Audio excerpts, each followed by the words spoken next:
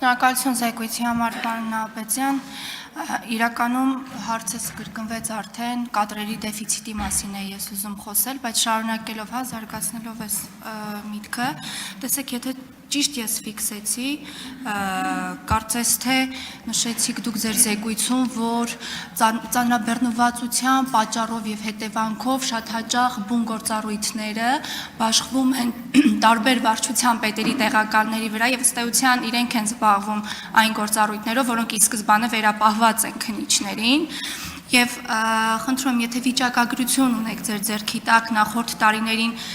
քանի քննիչներ են, հատվով քանիսն են ազատվել աշխատանքից հեռացել համակարգից եւ քանի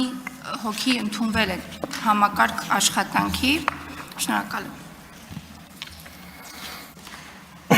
Շնորհակալություն Տիկին Ազարյան։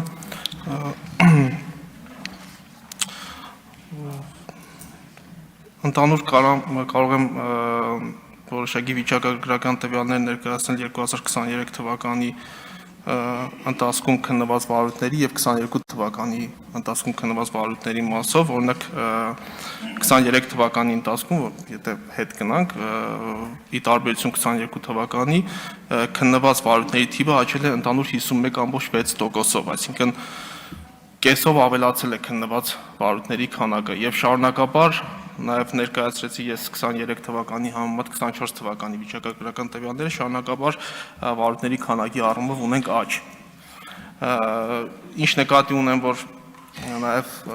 ծանրաբեռնվածությունը բերել է նրան, որ վարչության պետի տեղակալներն են նախաքննություն կատարում։ Սրա մասով նաև ավելացնեմ, որ մենք ունենք ներքին անվտանգության վարչություն, որը կոչված է առաջին հերթին զբաղվել կարգապահական խախտումների քննությամբ, ծառայական քննություններով, սակայն այս ծանրաբեռնվածության աճի պայմաններում նաև ներքին անվտանգության վարչության քննիչներն են ստիպված կատարել նախաքննություն, ինչը չի կարող բացասաբար չանդրադառնալ կոմիտեի ընդհանուր գործունեության վրա։ Ամեն դեպքում ես նաև ցանկանում եմ նշել, որ ի տարբերություն կոմիտեի ստեղծման ժամանակ առկա հաստիկների, եթե չեմ սխալվում 23 թվականին այդ հաստիկները, քննիչների հաստիկները կրկնապատկվել են, ինչը նաև հնարավորություն է տվել որոշակի առումով նվազեցնել այդ շարունակվող ծանրաբեռնվածությունը եւ եթե մենք համալրենք այս առկա թափուր հաստիկները, մոտ 11 թափուր հաստիկ, կարող եմ ասել, որ համեմատաբար ավելի լավ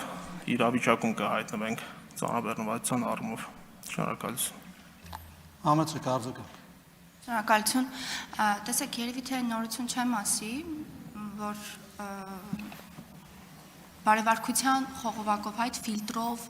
անցնելու պարագայում կարող ենք ենթադրել, որ հենց այս կետում մենք խոչընդոտ ենք ունենում եւ հենց այս ֆիլտրով անցնելու դեպքում իհարկե անվիճելի է եւ քննության առարկա չի կարող դառնալ, որ այս համակարգում եւ հենց այս գործառույթները իրականացնելու համար պետք է կարելի ասել ամբից լինեն այս տրամաբանության մեջ, բարևարկությանը քննարկման առարկա չի էլ կարող դառնալ, բայց կարող ենք ենթադրել, որ հենց այստեղ մենք բլոկավորում ենք ունենում այս տրամաբանության մեջ, այսինքն հենց այս կետում բարևարկությունը ստուգելիս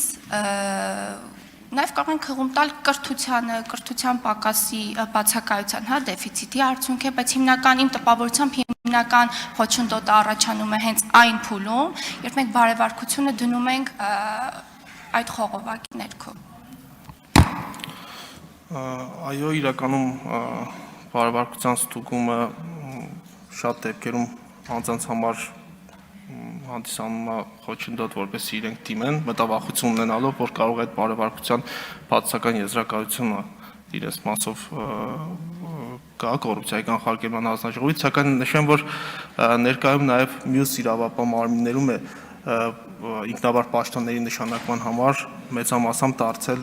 բարևարկության եզրակացությունը պարտադիր, այսինքն անձինք պարտադիր պետք է անցնեն բարևարկության ֆիլտրով, որպեսզի նշանակվեն պաշտոնի։ Այլ է հարցը, որ հակակոռուպցիոն կոմիտեն ավելի մեծ ուշադրություն է դարձնում այդ բարևարկության եզրակացության արդյունքներին ի տարբերություն մյուս կառույցների, որտեղ նորից նշում եմ բոլոր դեպքերում խորհրդատվական բնույթ է կրում այդ եզրակացությունը։ Չմոռանաք հավանել տեսանյութը եւ բաժանորդագրվել Civic AM-ի YouTube-յան էջին։